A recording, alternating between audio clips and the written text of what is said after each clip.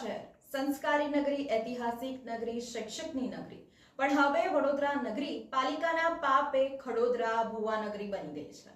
શહેરમાં અવારનવાર ભુવા પડવાનો સિલસિલો યથાવત જોવા મળી રહ્યો છે અને આ વર્ષે તો શહેરના અનેક વિસ્તારોમાં પાણી ભરાવા અને ભુવા પડવા જેવી ઘટનાઓ સામે આવી છે। ત્યારે આજ રોજ શહેરના મનીષા ચોકડી વાસના રોડ પર એક મસ્ત મોટો ભુવો પડ્યો છે અને આ ભુવો પડતાની સાથે જ એક 4-વ્હીલર કાર આ ભુવામાં ફસાઈ ગઈ હતી। ભારે જહેમત ઉઠાવીને આ કાર બહાર કાઢવામાં આવી।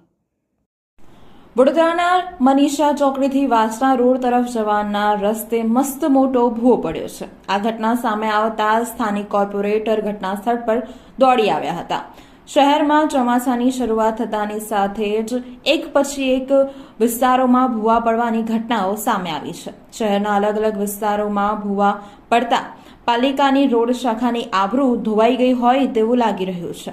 આ ભુવાની આસપાસ તિરાડો જોવા મળતા આ ભુવો વધુ મોટો થાય તો નવાઈ નહીં।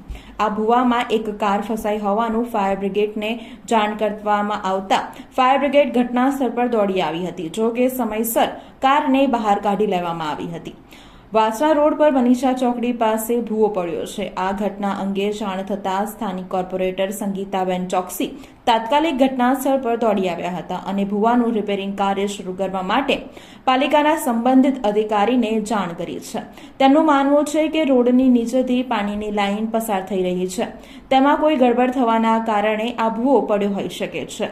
ભુવામાં કાર ફસાઈ હોવાની જાણ ફાયર બ્રિગેડને કરવામાં આવતા તેઓ સ્થળ પર દોડી આવ્યા હતા, જો કે કારને જેમ તેમ કરીને બહાર કાઢી લેવામાં આવી છે તેવું સૂત્રો જણાવી રહ્યા છે।